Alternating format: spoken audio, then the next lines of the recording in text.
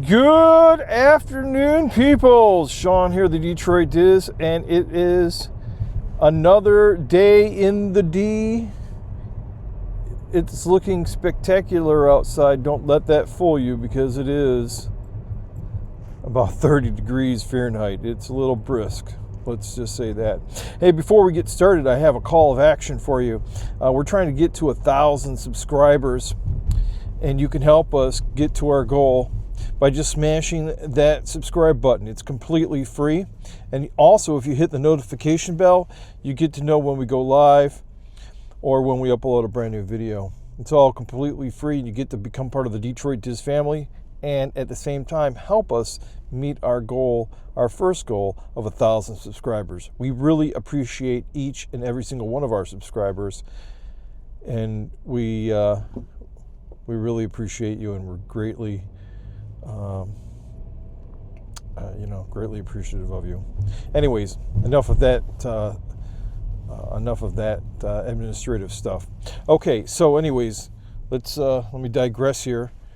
We're on our way home. This is like it's like 4:30 now, and let me just say that it's 30 degrees. I said that already. It's brisk, but next week is going to be all in the 40s, which is like, I can't believe it. It's like a dream come true, like springtime.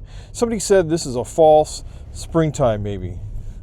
We'll have to wait and see, because spring, let's see here, it's February the 12th, 8 more days, and it'll be 2/3 of the way to spring, because spring technically starts on March the 20th, and so we could, maybe that Puxatani Phil guy was wrong, because he is wrong. He's only right about, I'd say about 30 to 50% of the time. So I think that this year he had the wrong prediction, and we're having an early spring. I hope. My fingers are crossed, even my toes, you know what I'm saying? So I wanted to talk about something very interesting. A couple of videos that I've watched in the last few days. First of all, I follow this meteorologist on YouTube. A lot of people know who he is. You're probably saying who he is before I'm even telling you who he is. He's eating fruit right now, and there's a reason why. But his name is Ryan Hall, y'all. And I watch him because I like his videos. The way he does it is very informative, and I can get precise weather data from him better sometimes than my local forecast. Just saying. I'm putting that out there, because you should go follow Ryan Hall, y'all. So he has somebody who has duplicated himself, and is making another YouTube channel that is like an AI generated duplicate channel of his channel, getting all sorts of views. With that said, now the only way to defeat it, whether to know that he is real or not, he has the fruit of the day that he is going to be eating at the beginning of his video, and you won't know which fruit it is unless you go check it out and it meets the fruit decoder or something to that effect. You match it up with the fruit coder, the fruit of the day. Anyways, that, you have to combat this AI stuff, people stealing your identity by using AI and stealing your likeness, because some people's likeness is worth more than others. So, that really is not great. That was like very interesting. So, we almost seen an accident right there in front of us. So, while I was recording. So, the guys and gals over there at Think Media made a video today about YouTube's rules and how they've been deleting YouTube channels and demonetizing YouTube channels over the fact that they appear to be using AI video and AI, all sorts of stuff, and that there's little to none human interaction or human, no human is working on stuff. Now, I find that very interesting, but here's what I'm going to say. Think Media has come out and said that you should not, you should be very careful when using AI tools, I guess, because somebody's channel was demonetized because they were using a lot of AI tools to help them out, and behind the scenes it was a person, a group of people that were working on the channel. Here is what I have to say, okay? And here is me. I started about a week ago. I am a busy person, and previously my workflow was where I was getting Google alerts delivered to my cell phone. I would have to read the alerts. I had to siphon through the alerts to figure out which news stories I was going to talk about every morning on my drive to work. So I was getting them delivered about noon o'clock, and I still get them. I still get the Google alerts with the Google News talking about Disney and whatnot. But why not use Gemini, I would call Gemini as a web crawling service, which Google has been using web crawlers since the beginning of the internet to crawl and search data and for it to perform searches to give you search results. So this is nothing new. This AI Genie or AI Gemini and its web crawling abilities are nothing new to scour the internet for information that is already shared that you could have done 2 to 3 years ago in a search engine, except they're putting it together for you in a presentable fashion. That makes more sense. So that you don't have to take a half an hour to read through all the search engine material and read everything and put it all together. And by the way, web crawlers do scan the websites and look at them and read the material that's on them. Just saying. And this has already been going on for a very long time. So I'm going to start out and say that the usage of the word AI seems to be some type of additive onto things to make things more expensive or sound more complex than really, or make things sound new, even though they aren't new. They're not new techniques that have been going on. A lot of them are people are now catching on that, hey, we've been doing this all this time, and now, hey, let's say that it's AI. Let's make some money. So anyways, I'm going to digress back to my story. So what I do now is you can tell the Genie Master, or the Gemini Master, not Genie, the Gemini Master. I have to get that straight in my head. Gemini.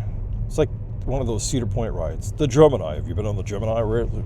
Anyways, so the Gemini program on Google that you could pay for, that's going to be, Apple's going to be using Gemini for all of its search stuff. Why not? If they're using it, hey, so should I. I just tell Gemini, I want this, and this criteria, and I want you to go find it for me, and then come back and give me a news show, scripted news show, and add a little bit of this and that to it, right?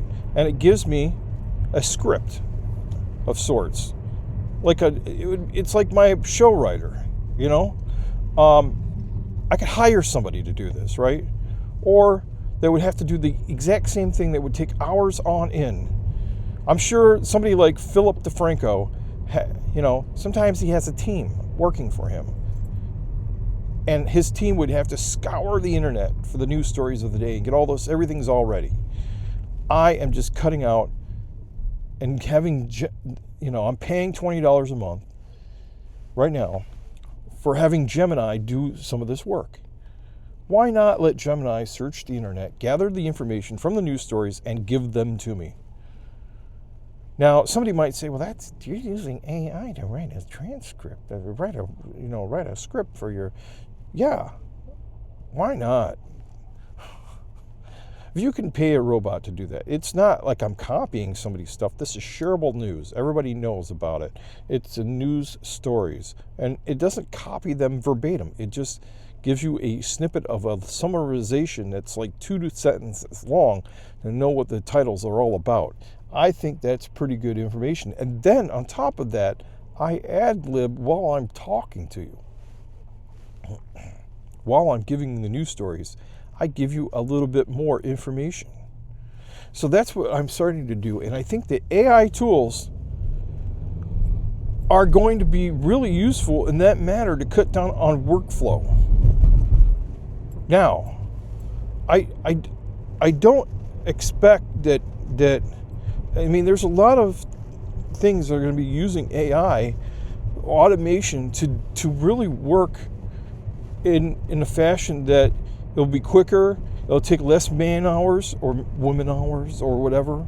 It'll take less time to get tasks done and save that time. Why not use the tools as they are supposed to be used? And why take it against people? I can't believe that Google, who is putting out things like Gemini, is actually coming against YouTubers. Now, unless their content is completely, slander, not, what do I want to call that? Not copyright infringement, or they're duplicate, word by word verbatim taking things and slopping and pasting it all together. Yeah, for sure. That's not their own creation. But there's going to be some, I don't even want to even say hybrid. You're gonna be creating things, and sure, the AI robot is, as years goes by, it's going to learn more. And they're going to give you better results.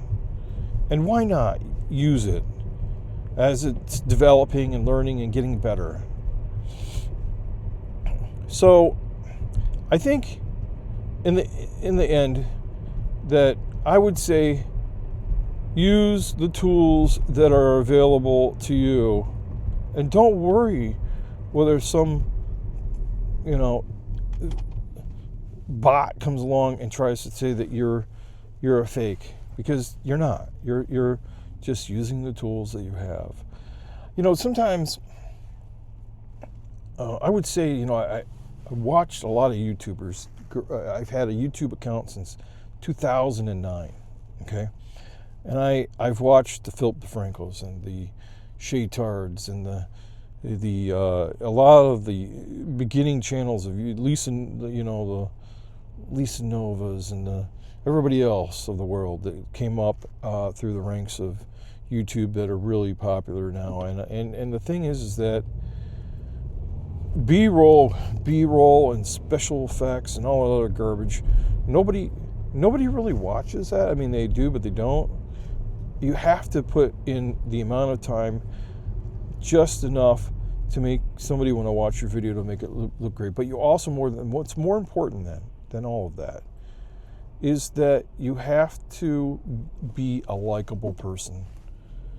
So I know it's a lot of work to make your channel and your videos the best. You have to work on two things. You have to get people to be aware that you're out there doing something. That's number one. And number two is you have to be a likable person on top of that, or a relatable, likable person. That's almost like that's like a conundrum of words. A relatable, likable person. Yeah. And I think by doing all of that, then you will grow your channel.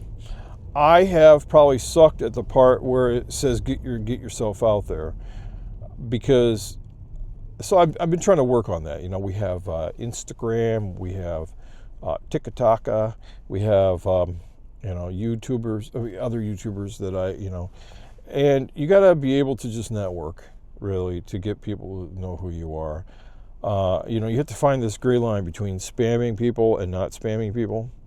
You have to get other people to make recommendations, actually, to go watch your stuff, regardless, because, and don't make your stuff, don't feel bad that, your own creations you should be proud of them. Don't let, just because somebody else does this remarkable video and it's like this beautiful thing and it's so great and awesome and it's got music here and B-roll here and drone footage here and do your own editing. Do the way that you like to do things. Maybe you have whatever saying you have at the beginning of your video. Maybe you have something in the end. And this is the kind of things that will make it your own creative videos that will actually be something of and it will have your brand, your personality will be implemented into your own videos. So, and people will come back because they're like, I really like the way that this guy talks about blah, blah, blah, blah, blah, blah. And it could be nothing of any importance either. A lot of people just talk just to talk, or they just talk about things. And you're just like, oh yeah, that's just normal person stuff. And sometimes it's what people just want to know, just want to watch. It's just normal person stuff. And that's what also beats out AI. So I think also when talking about our little niche here of Disney and other things, I think when you're talking about and looking at Disney news stories and you're talking about them, especially for my channel, I think that it's really imperative that you just give your real opinion about things. Look, we're not getting paid by Disney. I'm not getting paid by them. I have an opinion about things, and I can give my opinion about things. I think opinions matter. And not everybody's opinion is going to be the same, and everybody's experiences are going to be different. So it's okay to have differing opinions and different thoughts. You could say you don't like something or you do like something. It's all cool. It's all cool. Anyways, so I think I'm going to stop talking about all that stuff, and I just want to say that this is the afternoon video. By the way, we're taking the long way home. This road is, we have a lot of construction. By the way, to the left is a freeway called 696, and they're doing construction on the entire freeway. And last year, the traffic that was coming towards this way, we're going east. The traffic that was heading west, those lanes were having construction, and now the lanes closest to where we're at, this side of the road, they are having construction. So there's a lot of construction going on. No, I'm sorry. I messed that up. I'm sorry. Eastbound, this is the direction I'm going right now, was under construction, and the westbound traffic was only on the westbound side. Now, since they've got the eastbound side done, they're not allowing eastbound traffic. They're making the westbound traffic go on the eastbound lanes, which is interesting to me. But hey, so you can only go westbound on this freeway right now, and you can only get off at certain places. So right now they're working on the westbound side of the freeway, and I think it's supposed to be done by the end of this year. So as long as it's not a blizzard outside, they're working on it. So it's beautiful. It's going to be done, and the road won't have potholes for probably about 6 months. No. I think I might be just making that up. Anyways, so it is a wonderful, beautiful day here in Detroit. It's the sun can make a big difference in the day, getting sunlight into your eyes and really enjoying the sunlight can really make it a happy day versus a drab and dreary day. I mean, even with the snow on the ground, right? The sun can make a snowy day a lot better with a clear day with the sun, even though it can be cold and snow on the ground. The sun fills you up with warmth, and that's something else to remember. So, on the right-hand side of the road here is Rackham Golf Course. Rackham was a family, and they also have a fountain in the Detroit Zoo, which is way over there, right next to the golf course, here to the east of this golf course. So I will drive that way. We're going to drive that way anyways, because we just do that because we can. So we're going to drive down this road here. We will end up going along the fence line of the back side of the zoo. So to the right hand side here, you will see, it's getting a little warm here. You will see that the zoo is, the golf course is here. As we go along this route, you will find that the zoo meets up with the golf course. And this is called Rackham Golf Course. And anyways, Rackham was, they've donated a lot of things. They have some stuff at the University of Michigan. They have some stuff here in Royal Oak. The Detroit Zoo is not in Detroit proper. Just like a lot of things. So coming up at the end of this hill, right, is where the Detroit Zoo is starting, where this tinfoil thing is right up here. You see it on the right? Yep. Okay, right here is Detroit Zoo. We're going to go to the right here. And we're going to go around here, and then right here to the right is the Detroit Zoo, that building right there to the right in the woods. Now you can't see everything, but right here to the right is the coming up is the sloth right up here to the right, and where the rhinos will actually be in that area there. And you can see through the woods here. You can see a lot of time. You can see the Christmas lights when they're up for the wild lights. And let's see here. Oh, and then up in this section here, how I know this, because there'll be this on this left here. There'll be this castle-looking house, but over here to the right is where the tigers are actually at. They have a brand new thing for the tigers, and so it's a tiger exhibit. Okay, so let's go around here. We're looking for people because, sometimes there are people. Oh, I wonder what they're doing here. This is interesting. Security? Maybe they're making a movie. I don't know what they're doing. I have no idea. I don't know. They're doing something. They have this. Oh, they have the zoo security because they got the gate open. That's the first time I've ever seen the gates open and them doing something. But I guess I don't live on this road, so I would never know when it was open during the middle of the daytime. But hey, got to get access somehow to some places. And then over here to the right-hand side, you can barely see, but that's where the penguin house is at. And then that's the end of the zoo. Really, this is the beginning of the zoo. The front end of the zoo is at this side right here. And then that's it for the zoo. I guess they have gate numbers there. Really weird. I didn't know that. Gate 10. Usually they don't. Yeah, I don't think they would ever use those gates. Who knows? But anyhow, I thought I would go home a different way than I usually. Well, sometimes I take this route. This is the route that sometimes I go because it's fun and it's kind of has a little. It's a little adventurous. You know what I'm saying? Through the neighborhood. So we are in the neighborhood, the residential areas, all by the zoo here, by the golf course. It's all been the city of Huntington Woods, Michigan. Huntington Woods.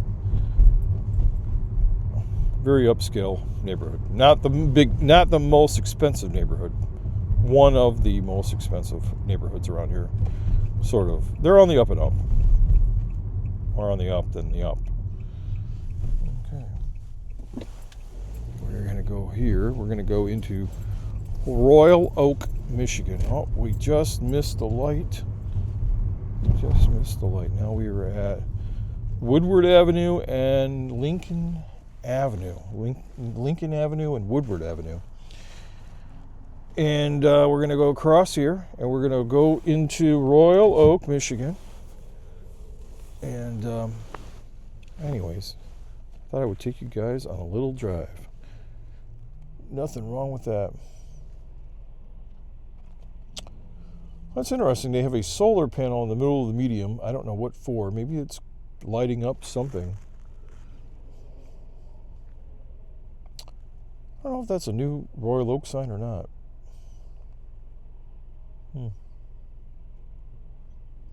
That looks new, but I'm not sure about that. You guys can't see it, but it's to that way. So this is a very busy road here. Or hopefully pretty soon the light changes. I'll be very happy. Okay. We have 12 seconds. And how do I know? Because the crosswalk said we had 12 seconds then. 7, 6, 5, 4, 3, 2, 1. Yeah, blast off. Ignite your engines now. Yeah. Good thing you didn't try to get out there early, or the bus would have sideswiped you there. You would have been in the right, but you would have been not on the right side of the bus. Okay.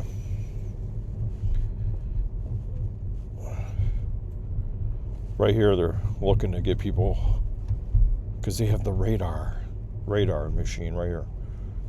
That's our speed. We're going to go down through downtown Royal Oak. Now, we're not going to go through all of it. We're going to go through parts of downtown Royal Oak. Oh, let's see here. Hopefully the train is not going to be showing up, because sometimes there's the Amtrak train. And because we will be going over the train trackers here in a little bit. This is about time that the train tries to take off. I do not hear it.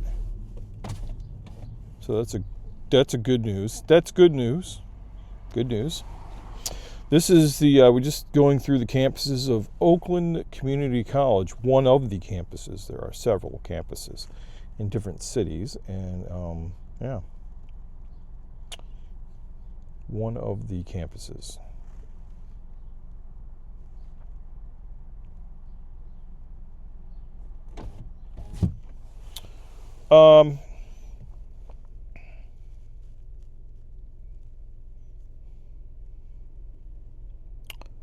Okay.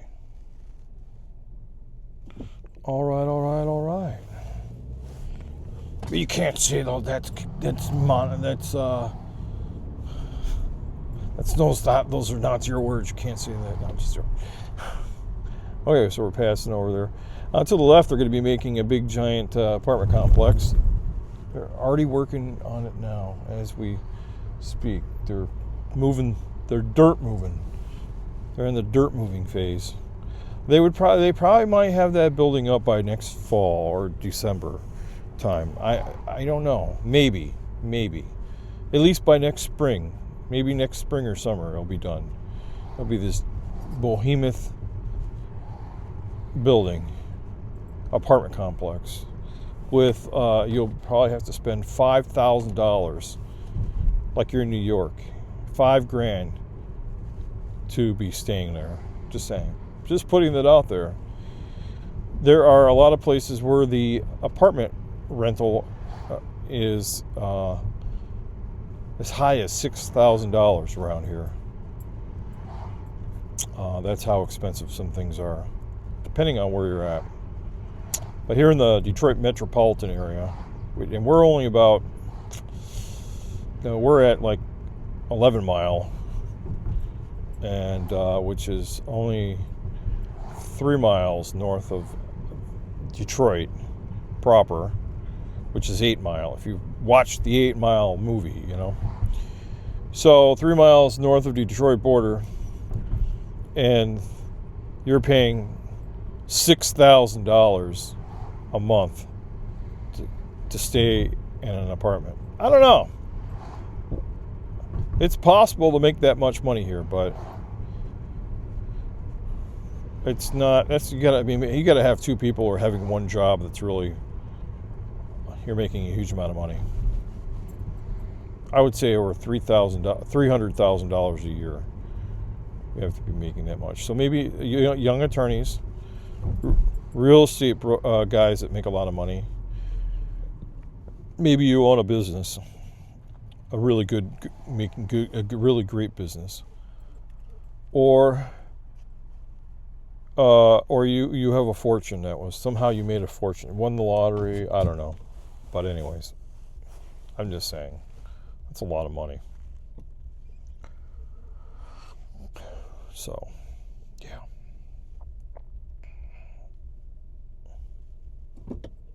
A lot of money in my pocket. Or maybe you're a musician, or you're a superstar on TikTok or Instagram, and you're making $6,000 a year. Maybe you have a huge following. I don't know. A lot of super chats. Super chat. If you get a lot of super chats, you might be able to clear $6,000 a month.